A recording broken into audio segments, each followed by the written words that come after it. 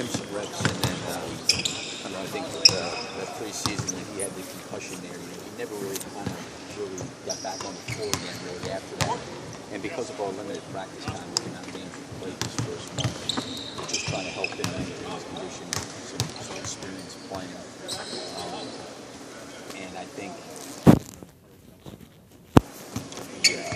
practicing this will give him an opportunity to get on the field and play. Coach, are you guys continuing now that you got everybody back, everybody's healthy, to continue to add things to your offensive arsenal throughout the season? I mean, it seems like it might be hard to do with so many games coming at you, but it seems like you can kind of be able to start building. I think you always want to do that. You always want to tweak and change and continue to evolve and grow. You're always looking to do that.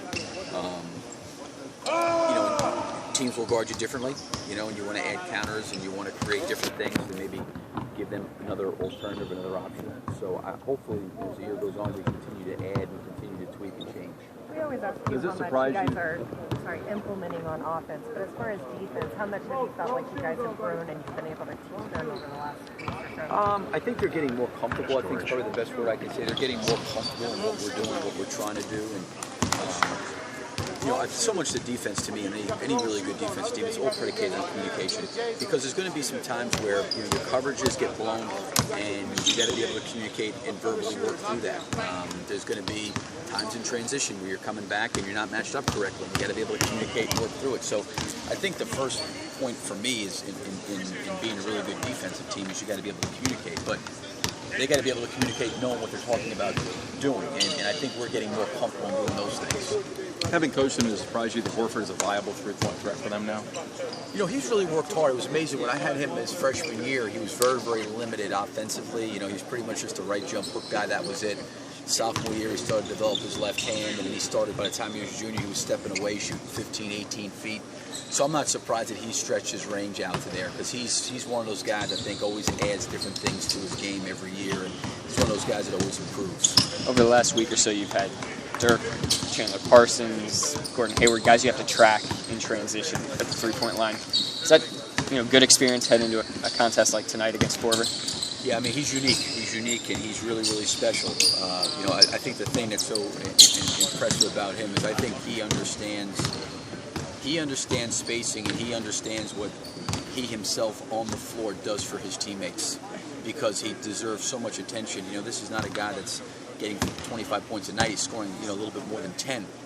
But he opens up a lot of offense for a lot of other guys because you have to pay so much attention to him because he's such a great shooter, and he can change the game in a couple of possessions. So, the attention you give him has created an opportunity for him to be a really good screener, for him to open up the floor for other guys, and he's actually made the guys around him better when teams decide maybe to try to eliminate some of those threes.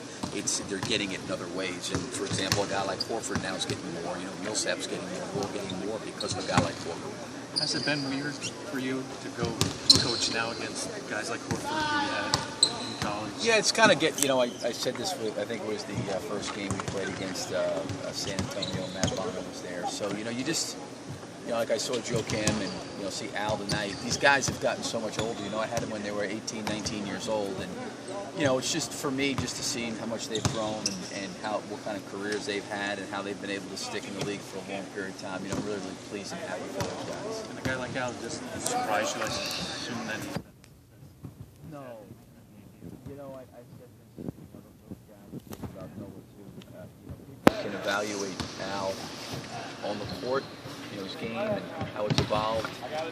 But where he is special and where Noah is special is in the locker room. That's where those guys are great. And a lot of people don't get a chance to see that side of those guys because they're winners and they have an incredible impact on their teammates. What are your thoughts on Kobe's announcement? Well, I mean, obviously, it's what an incredible career, and the way he's had to battle through to get himself back year after year healthy. And this being my first year in the league, as him being his last year, I mean, just what he's accomplished individually, what he's accomplished team-wise, the fact that he stayed with the Lakers the entire time.